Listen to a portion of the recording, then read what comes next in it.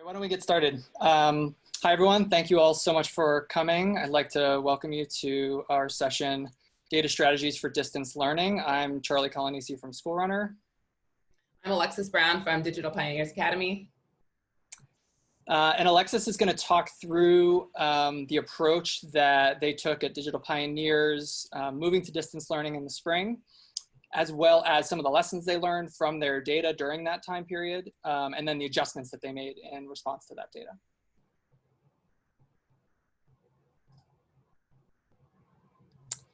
Just a quick review of norms. Please do participate. I would ask that everyone think of one thing they would like to contribute over the course of this session. We will use the chat and the Q&A features inside the Whova app, so not in Zoom, but directly on the Whova app or website. And so we'll be keeping an eye on that as we go through. And after each sort of section that we go through, we will review what's in the chat and the Q&A, and we can have some discussion. And please do keep your Zoom on mute while you're not speaking, but we do want to have a chance for people to share as we go through this.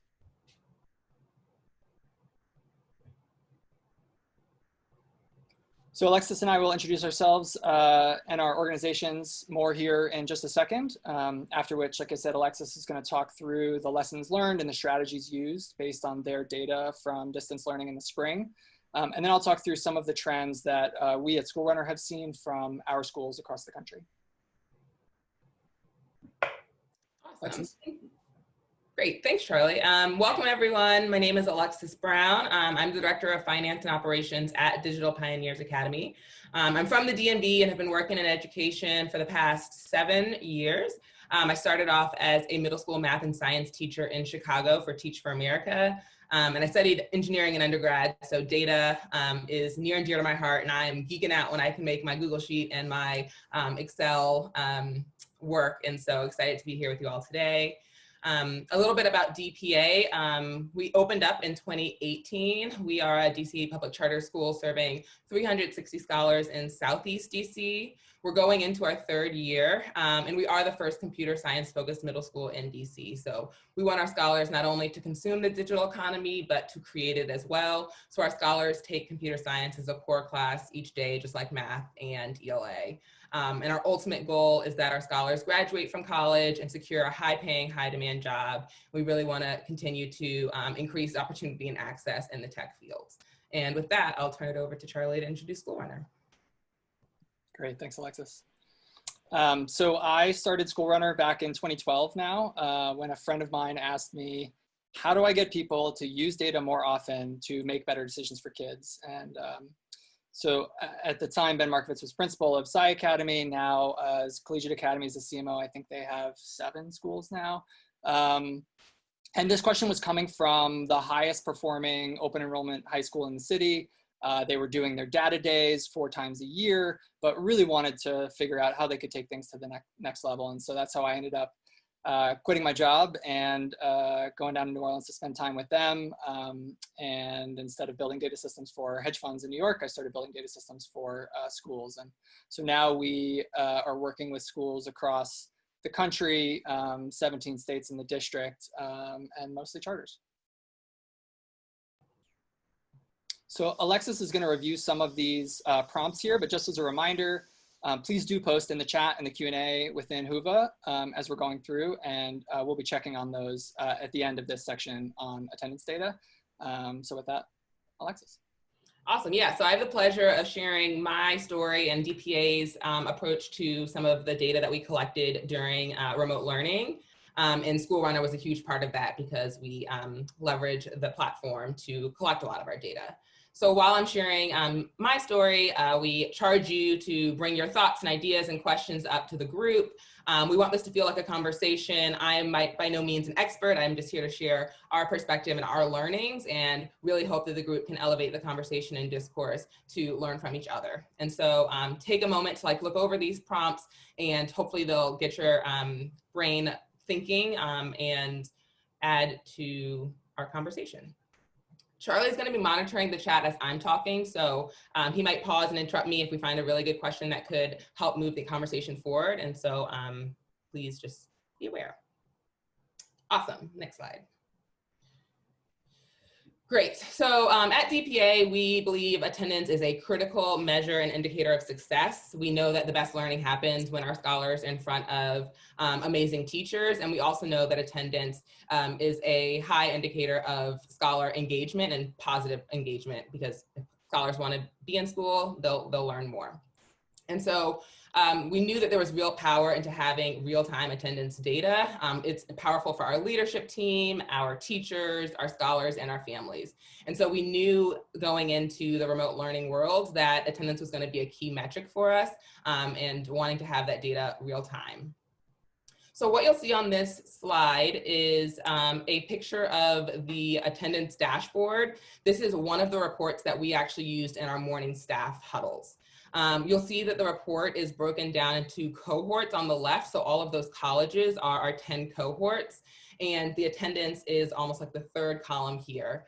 And the color coding is based on our attendance goals during physical school. So the red lines indicate like below 80%, 80 to 90% was yellow, 90 to 95 was yellow, excuse me, I misspoke.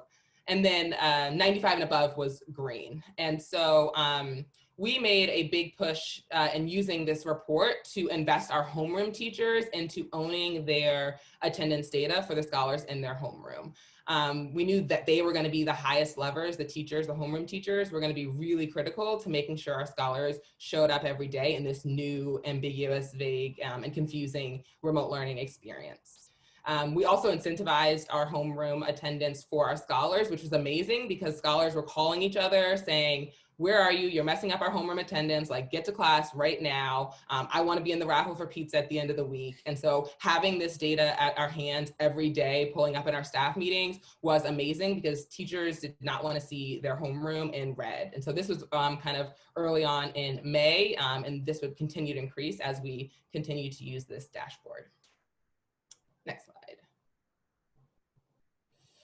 And I should note that at the top of these reports is really, really amazing how Schoolrunner allows us to change the date. So it could be daily, it could be weekly, it could be quarterly. We were able to consistently have this data like at our hands using various timestamps that we thought were relevant for the conversation. Here's a different report, but similar, but this one's drilled down to the scholar level. And our homeroom teachers often use this report directly to see where their scholars landed. If you hover over a scholar's specific attendance tab, you get to see exactly like which absences they had in which classes and how many. And we were able to leverage this in communications with our families. And so this was used in physical school, and I think was really, really nice to have in remote school to be able to increase our communications, which we'll talk about later, to make sure that we were being transparent about scholars' attendance each day and including our parents in that conversation. I think also what's really important about this report is I mentioned our teachers were using it. As a leader, I'm constantly thinking of ways to give our teachers easy access to data that they can have autonomy over and have control and figure out what actions can they take to impact this specific lever. And so I think, I know there's great power, and we felt great satisfaction in having this data available to our teachers to manipulate as they see fit to align their actions to get the results and meet the goals that they have set for themselves.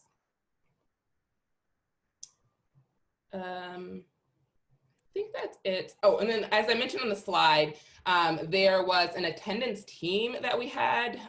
It was made up of our PE teachers and our deans, and they actually were using these reports to see which scholars were in class on time. They actually made phone calls within the first 10 minutes of class for scholars who were not present. And our parents really appreciated this because sometimes they'd say, you know what, I thought my scholar was online. They told me they were, but they're not. Or I'm not home right now to kind of monitor it. Let me give them a call home and make sure they're logging in.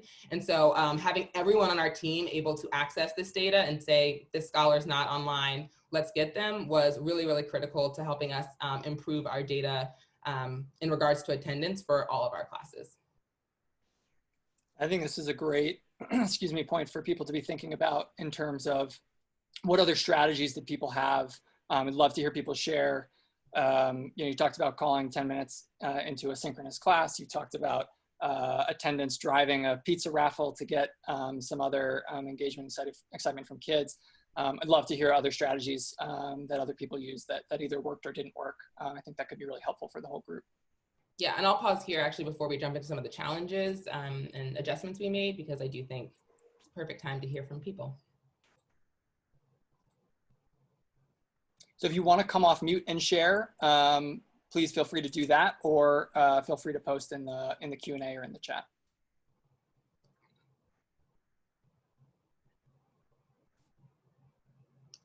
Alexis, can you explain that attendance team and how it specifically did the 10-minute check-in? Like, were like the number of people in that team and what that looked like in actual execution? Like, walk me through that process. Yeah, great question. Thank you.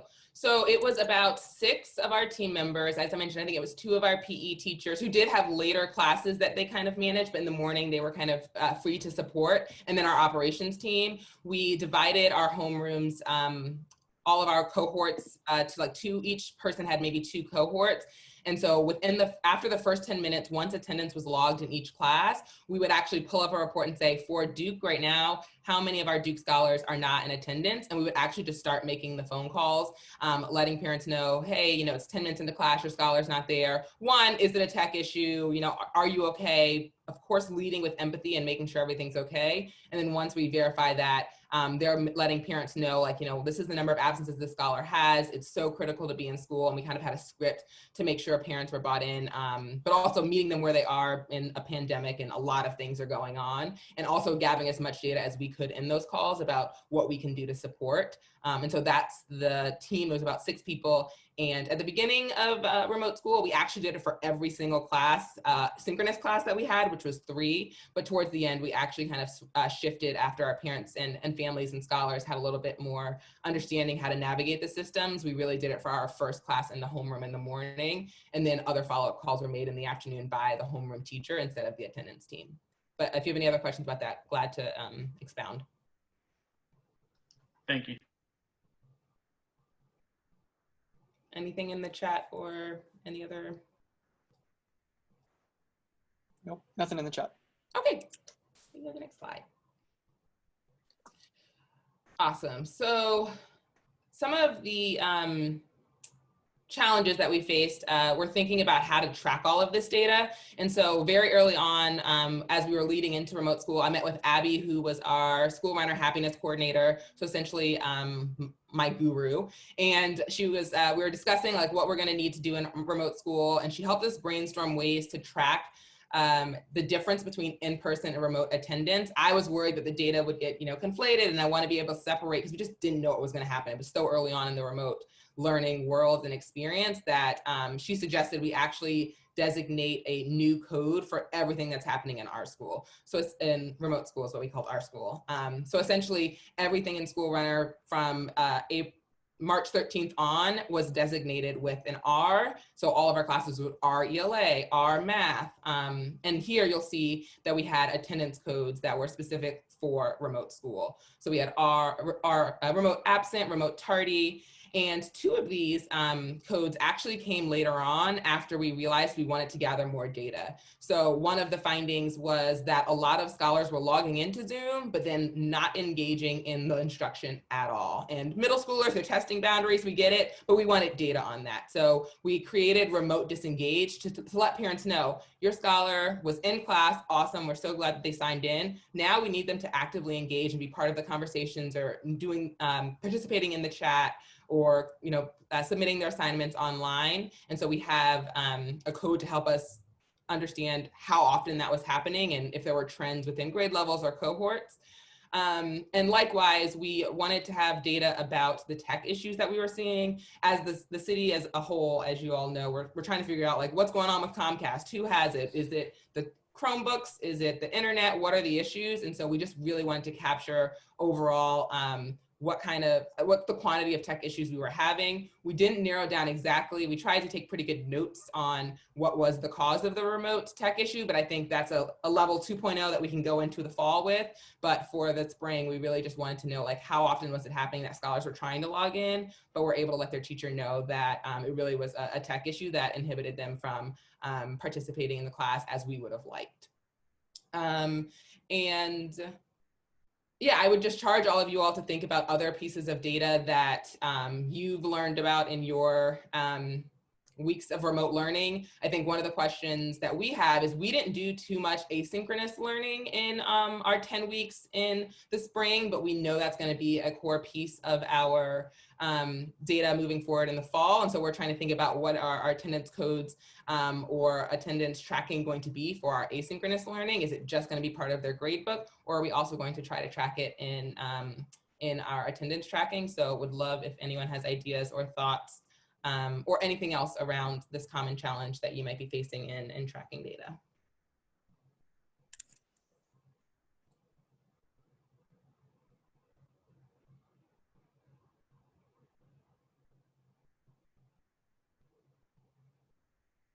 So we have a couple questions in the chat in Whova. So one was a comment on the attendance team. And so Mary McLeod Bethune Day Academy, we had a team of staff members making phone calls, sending emails and texts. We also had staff members mailing re-engagement letters to parents and found that the letters were effective in reconnecting. So that's great, super helpful. There was a question from Christy about, was attendance entered in the SIS or in a learning management system? They're getting new systems and deciding how to make that data work in real time. Do you want to talk through that one, Alexis? Sorry, could you repeat the question again? It was just, was the attendance entered in the SIS or in a learning management system? Gotcha. It was actually input into Schoolrunner, and we had an export daily that comes from Schoolrunner to our SIS. And so I do think that was actually helpful because we were able to make all of these very specific codes to our liking and add and change as we wanted. And on the back end, Schoolrunner was able to support us in inputting the codes that we needed to input for our SIS, but we were able to kind of, the teacher and leader facing version of the attendance codes was really the data that we wanted to see directly. And I'll just comment on that. I think that's something that we see a lot with Schoolrunner, where we sort of sit in front of the SIS, where there's certain things that need to be certain ways in the SIS for some type of, district reporting issues, but aren't really the way that you want to manage, an individual class or an individual process, taking attendance, et cetera, within the school. Obviously, you can react faster than, the reporting requirements are going to react. And so that's actually something that we see pretty commonly, of sort of decoupling the way that you're operating your school on a daily basis from the reporting needs. One more in the chat, Dominique, we're thinking about how to track engagement outside of showing up, since there may be reasons students can't join a live session at a specific time, but if they turn in an assignment or view a video of lesson, that should count too. So I think that's, this is going to that question about asynchronous, right? Do you want to comment on that, Alexis? No, I think that's brilliant. And it's kind of like a retroactive attendance addition after you've kind of seen the participation in another route. So that's brilliant. Yeah, I think I would say that's fairly common across our schools as well, to be thinking about sort of using a grade book to kind of be more of a holistic view of what's going on with the student, and using more of those sort of performance-based metrics rather than, like you said, just showing up. Knowing that showing up is already an imperfect metric even in normal times, but perhaps especially so whether it's remote synchronous or remote asynchronous.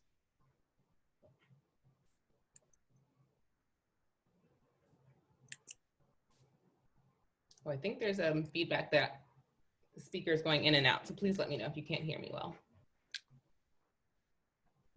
Great.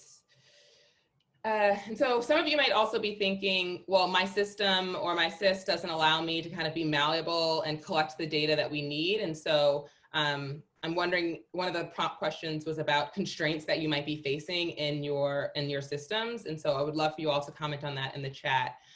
One of the things that we did kind of outside of Schoolrunner, we exported our data, our class attendance data, and we were hoping to kind of better understand our morning versus afternoon attendance. We heard a lot of anecdotes from teachers saying that attendance was dropping off in the afternoons. And so with that export, I got one of my handy Google Sheets out and broke down the attendance for what it was just like with our morning classes, and then what it was like with our morning and afternoon classes. And as you can see here, there was a significant drop off. And so this data actually helped us inform one of our practices that we adjusted to in May. So in April, we had a full day of synchronous classes. And then in May, we kind of shifted to having our afternoon classes as optional. We knew that there was a lot of going on with family schedules and their commitment or ability to commit to the afternoon as well as the morning. And actually going into the fall, we are trying to use this data to say morning classes, well, when we'll do our synchronous classes, and then in the afternoon, we'll actually do our asynchronous classes based on this data that really informed that decision. And so thinking about other ways that maybe you can use the data that you're collecting to create new findings and learnings, and sometimes you have to do that outside of the platform that exists. But are there any other constraints or challenges that you all are facing with your systems in trying to collect the data that you'd want to see that we can speak to or kind of workshop around together?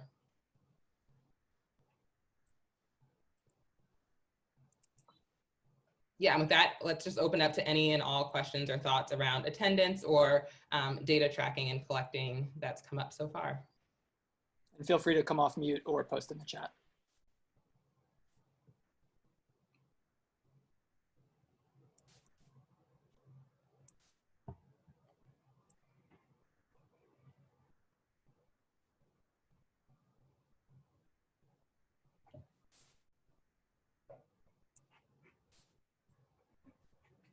Former teacher here, so very comfortable in wait time and silence. So I'd love for someone to come on off and chat with us.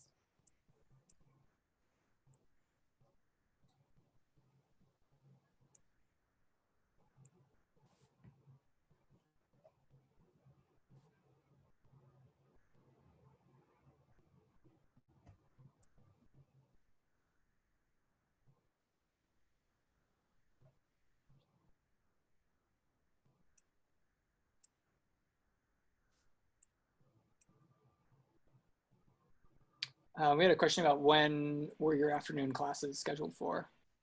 Yes, we had the first class, I believe, was at 1:30, and then we had a PM advisory that was brief that happened at 3 o'clock. And the 1:30 class was like an hour long, and the PM advisory was about a 20 to 30-minute class. And that's when we saw a significant drop off.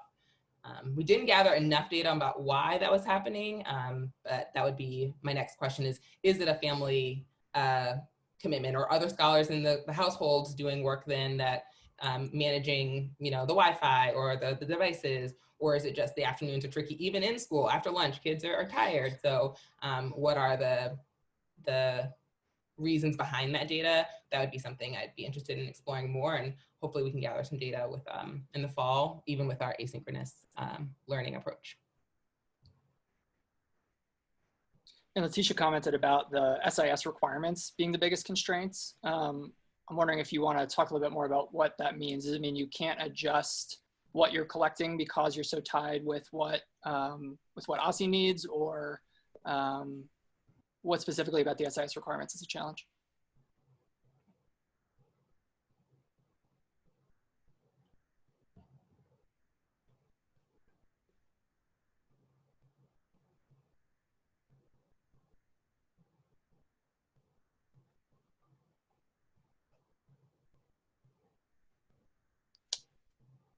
And Carla also commented sort of getting creative with the SIS setup to have sort of different sections for attendance and for grades to have more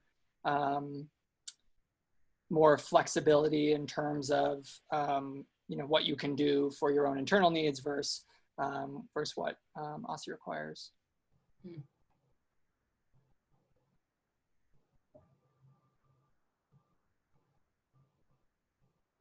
Well, great. We can keep if she's typing. We've got a couple. Yeah, we've got a couple more actually in the chat. So one is in an adult school, we're thinking about, this is from Dwayne, about tracking attendance by assignment. So students would have 5 assignments a week and they could complete them on their own time, and then effectively using that to to track attendance. This goes back to sort of the using a grade book and sort of performance metrics to track engagement rather than sort of showing up for synchronous lessons. That's great.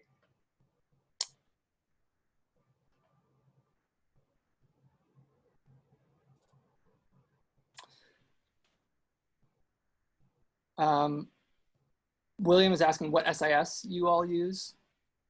We use Rediker.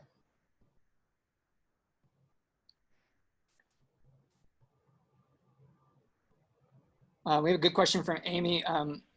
Did anyone else struggle with teachers juggling various screens at once during remote learning between Zoom and sharing screens and data screens? I will tell you, Amy, I am struggling with that right now to get to the Whova chat and have the PowerPoint up in the Zoom.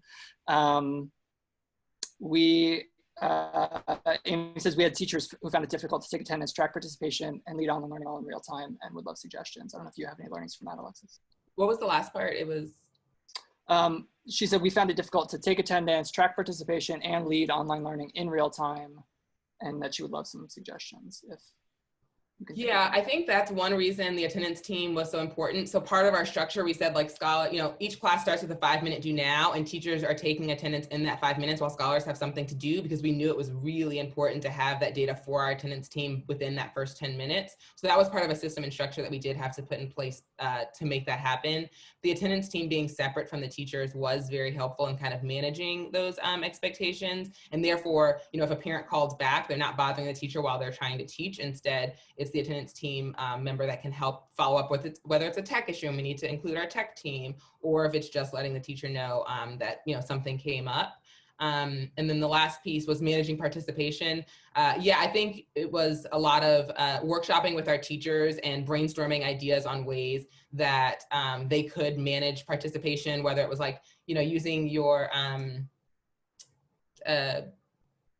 culture system to say like, let's have a little private chat about a scholar who's not participating and figuring out why. I think a lot of it was conversations that happened after class. So you might have realized, you know what, I have the chat here and everyone participated but this one scholar. Let me follow up with them and the family afterwards. You're right, in the moment it is hard to kind of manage that participation, but workshopping with teachers and hearing best practices consistently in our team huddles in the morning was a big piece of that, that I think we're gonna have to continue to do as we're all getting more comfortable in the remote learning experience. And we actually did have to purchase, we chose to purchase monitors for our teachers and mice because it was just so much and we wanted them to have high quality and wanted them to feel comfortable. So we actually did do a mass purchase of extra mice and monitors to support all of those screens and managing all of those pieces, which is very challenging. Yeah, that's actually a great point, Alexis. I recently went to our office and stole a monitor, and that's where I have the PowerPoint right now, and then I've got the Zoom and the Whova on the other screen, and that I couldn't monitor all of this without that. So that's a great point. We had a couple, Dominique seconded your use of a do now to allow for attendance taking, and then Ryan and Nyamka also said they had 2 adults in the class to handle taking attendance in real time. Ryan said those second adults also made the phone calls on the spot. And Nyamka said that they use that second adult to monitor the engaged, not engaged status. So that's super interesting if you have the staff and the bandwidth to do that. Yeah, and I could see that being a short-term role. Like it could be the first 10 minutes that a second person's there. So that might be an interesting a way to address if you don't have enough people full-time to be there the whole class. It could be 10-minute segments that you have someone else in the building or in the school supporting, kind of managing that. So that's fascinating. Excellent. I see a question in the Q&A about parent access, and we're going to get to that in just a little bit. So I'm going to hold off on that one right now.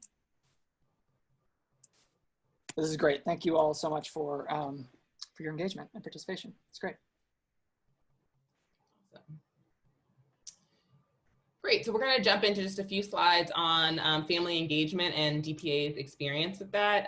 Similar questions, but this time focused on communication. And so thinking about the constraints and what your system allows you to track, or maybe things that you wish you could track or will track in the future.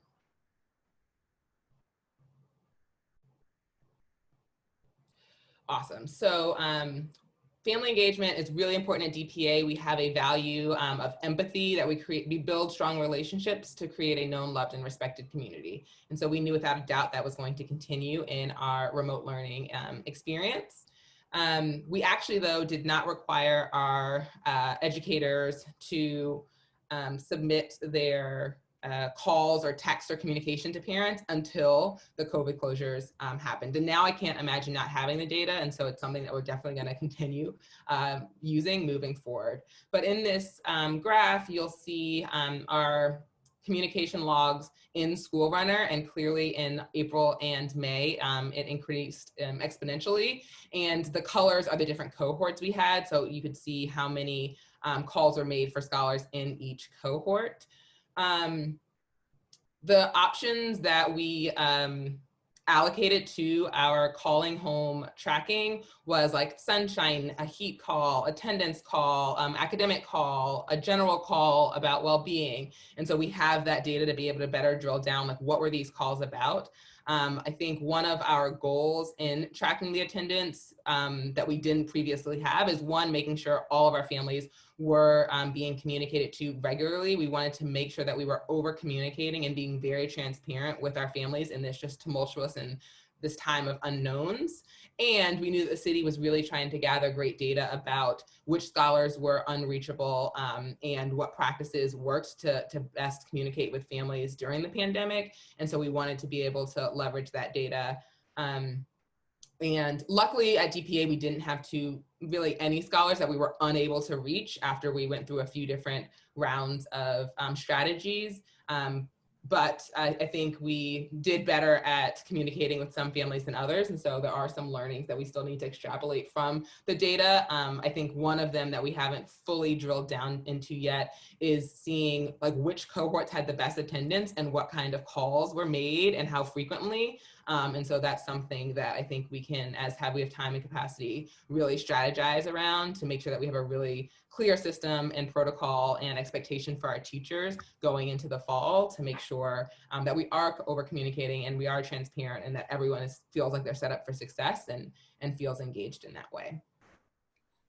Alexis, could you talk a little bit more about that protocol? I mean, you said sort of multiple strategies, and I know Marlinda in the chat had mentioned phone calls, emails, texts, sort of engagement letters. Is that a similar set of strategies for you all, or is there anything else you'd add to that?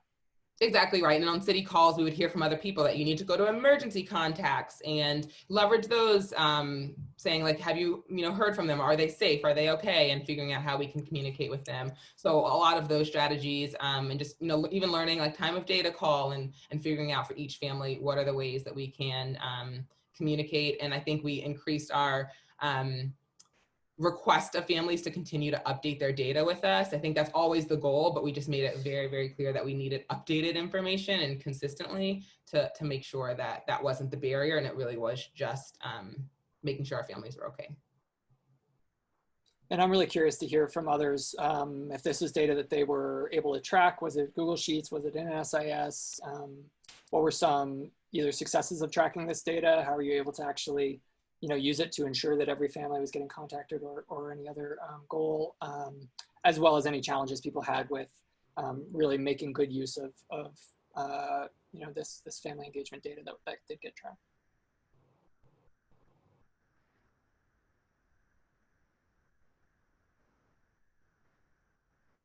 And as they're thinking, I can go through the next slide and then we can kind of combine them since this one's pretty short.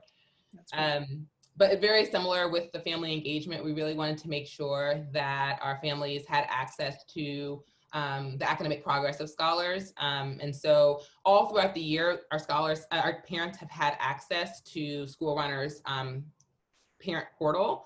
And I would say there was an increase. And Charlie, I wish I had asked you to figure out how much it increased, but I know it definitely increased the number of our parents that were actually logging into the portal directly to see their scholars' progress and grades.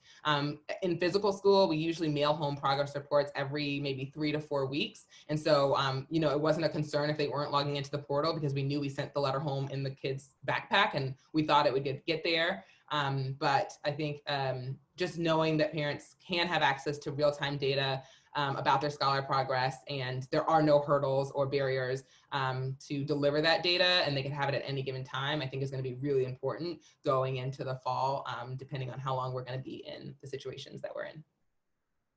And I snuck this second screenshot in on you, Alexis, but this is our new student parent mobile app we're working on for the fall, in addition to sort of the web portal, but actually to have the app that's currently used for teachers, have that also be used by students and parents. So having more of an ongoing feed of all of this, whether it's behavior information or academic information for kids and parents. Again, knowing that access is going to be so critical during this time. And I'm glad you mentioned behavior, because that is one that we didn't find as necessary in our 10 weeks of remote learning. I think because it was so new, it might have been like a honeymoon phase for our scholars. And so, of course, our teachers were using best practices for behavior management and least invasive interventions. And if we're doing this for a couple of months moving forward, we will have to think through what behavior management looks like remotely. And luckily, Schoolrunner allows us to track it very easily, and we can come up with as many categories and point systems. And we have high fives and low deductions and all kinds of PBIS kind of incentives related to those. But that is one piece that we did not really kind of encounter in the spring, and that we know we'll have to think through how that shifts in the remote world. But again, it'll be great for our parents to be able to pull up their app and see that in real time and see if their scholar was engaged that day and what kind of behaviors and points that the teacher is able to communicate really easily. Yeah, and with that, we're going to open up again to workshop time. Any and all thoughts or questions you have about family engagement and the tracking of data that you all leveraged or wish you could use moving forward. So a couple of comments already in the chat. Dominique mentioned that they created Google Sheets engagement trackers with communication logs as a part of that. But was sort of used, rather than sort of being used or visible like an aggregate, was used more individually for students when that one student was disengaged, which I think is fairly common when what we see sort of before we come into a school, that the communication logs are sort of used as a record when things are not going well, so that if there's a parent meeting or phone call, that there's sort of that information is there, as opposed to being able to have the data in aggregate. Have we actually contacted every single family? How many times? How long has it been? And sort of using that approach.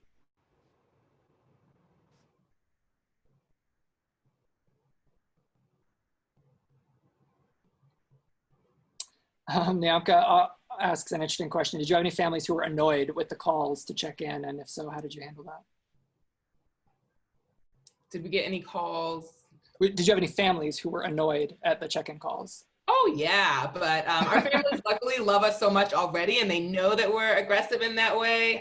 But yes, absolutely. Some parents, and some of them were frustrated with their scholars in middle school. They're like, my kid told me that they were going to sign in. They didn't. Now I'm getting the calls. And so sometimes we started calling kids directly, as long as we had parent permission to say, well, do you mind if we call your scholar directly if they have a phone? Because we want to bug you all both, but we also know that sometimes it's out of your locus of control depending on where you are. But yeah, I think it's all about the relationship you build with parents and explaining the why. I think we made sure our attendance team was really clear when they're talking to parents, like, I know I'm bugging you, but it is so critical that your scholar is in class every single day, and naming that for them. And so I think once parents hear that, they can only say, you're right, like my scholar's got to get to class. What can we do to work together to make it happen? But absolutely, there's definitely some annoyance at times.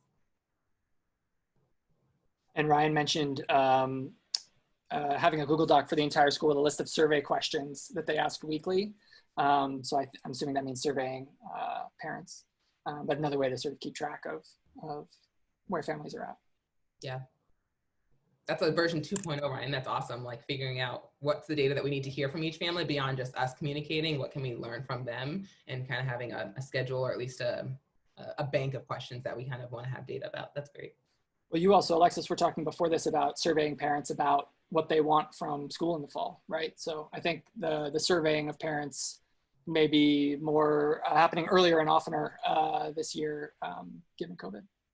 Agreed.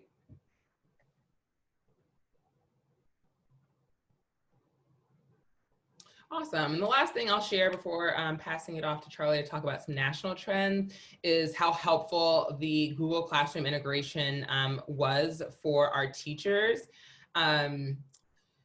that Google Classroom was our learning management system for remote school. And so all of our teachers had to use it to post assignments and to make sure that we were being really clear with parents and scholars about the due dates and what's expected grade-wise.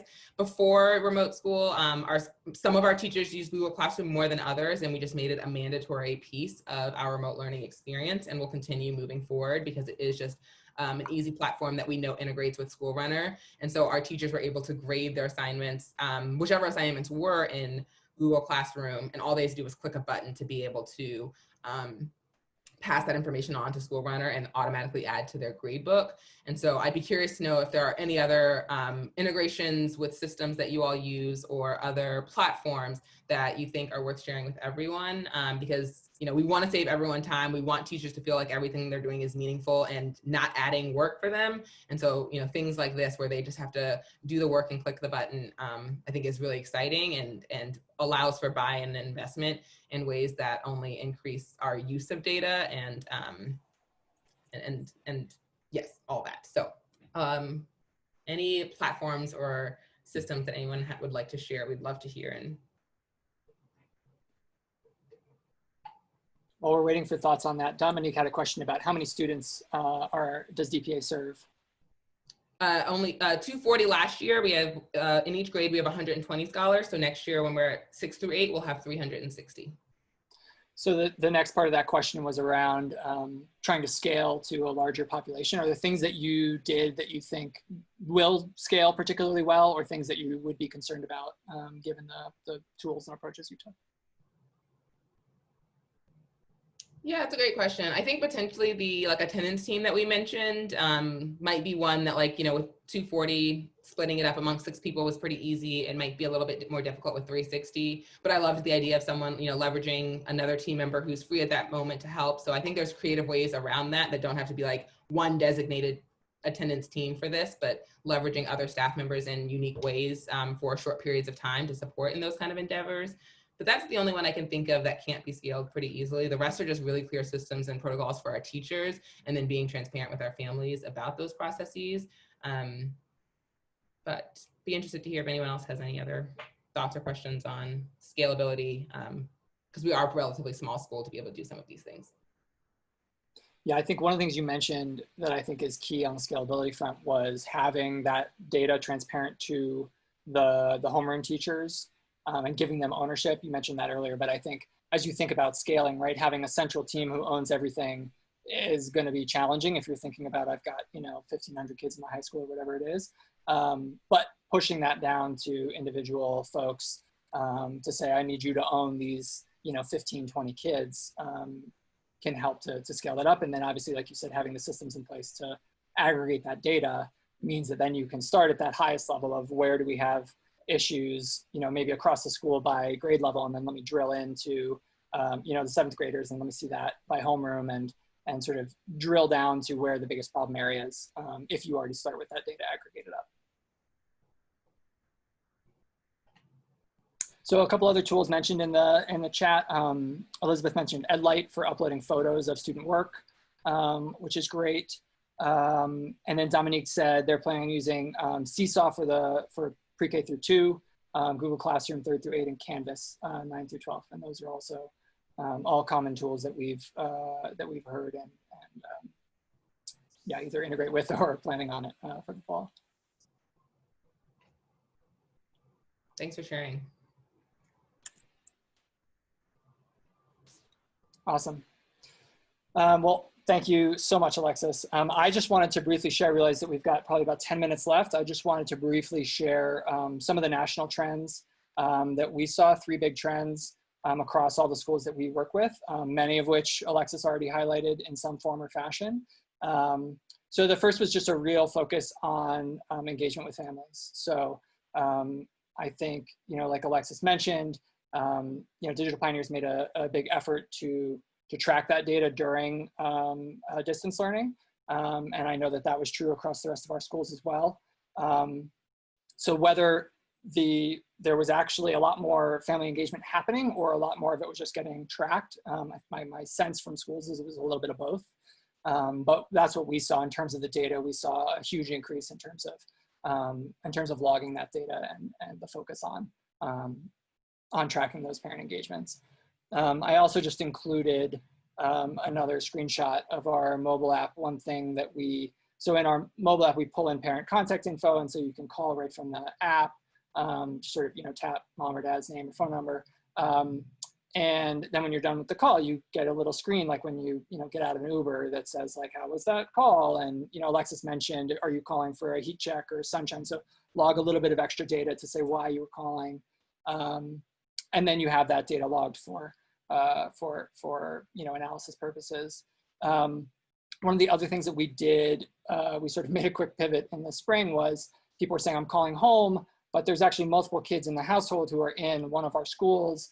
How can you help me to know that before I'm calling home, so I can actually check in on the whole family, check in on all the kids, and then log all of that information at once, so that we're not, you talk about, somebody asked about parents getting annoyed at multiple, all of the check-in calls. Well, that gets a lot worse if you're calling to talk about the high schooler and the middle schooler and the elementary schooler, 3 different times. And so that was one thing that people asked for, was, can I make one call, show me who are all the kids, and then let me log that once for all of those kids at once, to just make that process really streamlined. So that was something we did that we had really great feedback from schools about. The second big trend, Alexis mentioned this as well, but just really a common thread we heard from schools was, how can we keep our culture strong without the sort of in-person celebrations and other things that we're used to doing? And also, how can we keep it consistent, right? People didn't want to reinvent everything at a time when kids are already stressed, families are already stressed. How can we keep as much consistent as possible, even if kids aren't walking through our doors? So, and I think the other piece of this that we've heard from schools over and over again is, what are we going to do about the kids who are new to our culture next year, right? The kids who are new to our school. I would love to hear thoughts on that in the chat, because I think that's a big challenge that a lot of people are struggling with. So I would love to hear that in the chat, and we'll catch up on that in a second. But I think, some of the things we heard about were, Alexis mentioned getting the pizza raffle based on attendance. We heard of, we'll send pizza to your house if you are engaged. You get so many sort of engagement points over the course of the week. Keep making sure to keep track of kids' birthdays, which show up on the home screen in our app. And it seems like a silly little thing, but can again be like a really great way to just keep engaged and keep kids feeling like you care about them, which obviously you do.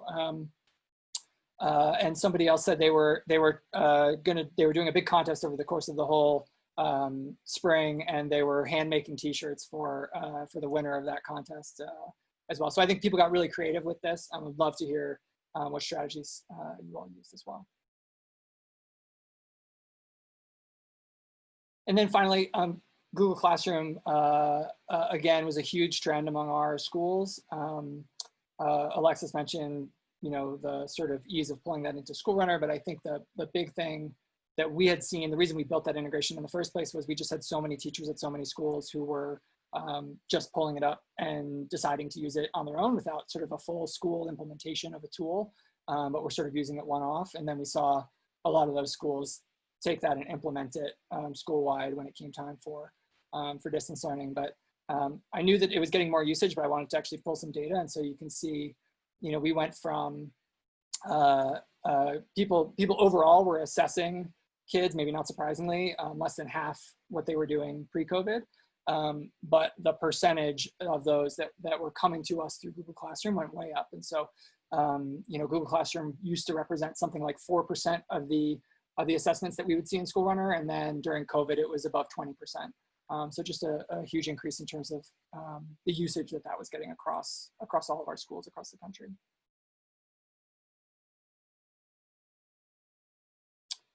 So two quick kind of next steps, and then we'll go back to the chat and sort of end with Q&A.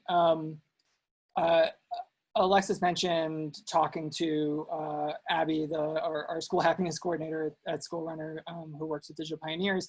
I know that not all vendors want to talk to you maybe as much as we do, but what I would say is we have schools who assume we don't want to talk to them, and we have to tell them, no, we really do want to talk to you.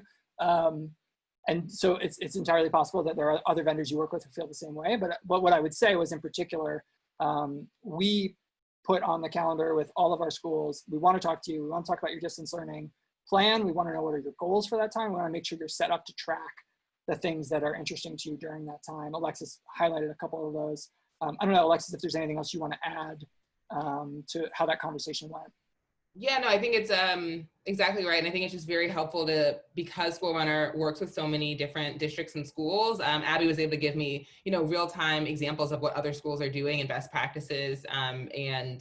And also she knows our school so well, she can talk about our behavior management system better than some of our parents. And so she was able to say, well, like, do you care about this? Or actually, let's totally deactivate that because I have a feeling you're not going to care. And so just ways to make also the interface as simple and easy as for our teachers as possible. And those are all the kind of the conversations we were having that actually really attributed to our success, because if teachers are not overwhelmed, they're very clear on what they need to be tracking, all of that will be implemented with more fidelity. And so it was very helpful to hear best practices and things that we could be thinking about, and or thinking about, like, negative consequences if we stop doing something, and at least having a thought partner in that process.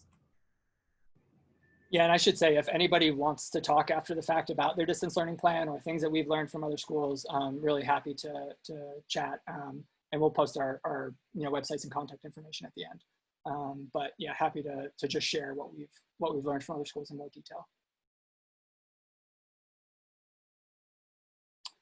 The final thing I wanted to put out there, and this really is under sort of next steps rather than things we learned in the spring, but I wanted to share this graph at the top there is from conference sponsor NWEA. They put out a report very recently sort of projecting the COVID slide, the sort of extended summer slide that they're expecting for the fall. And if you look at some of those projections, it's pretty dire, especially in the lower grades. So one thing that we've really been thinking a lot about, and this is where sort of the screenshot at the bottom comes into play, is really how are we helping schools to identify kids who are struggling early in the year, and to help make sure that there are interventions in place for those kids. So if you look at that screenshot, looking at, okay, let's have indicators across attendance, across behavior, across academics, and then within that, as kids trip over certain thresholds, failing a course, or GPA drops below a certain number, or a certain number of absences, or a certain number of disengaged absences, did we put in place the right intervention for that kid, or is that sort of an unmet need glowing red for us on the dashboard? And then helping to build process around that for schools to help make sure that when those interventions are happening, that parents are getting notified, that all of the stakeholders are getting involved, et cetera. So another thing I wanted to put out there as well is just, is this something that people are thinking about already? How are you thinking about screening kids when they come back? How are you thinking about tracking this data so that you can be more responsive early in the year? Just knowing there are going to be more kids. You talk about how do you scale, but there are going to be more kids who need more support this year than maybe ever before.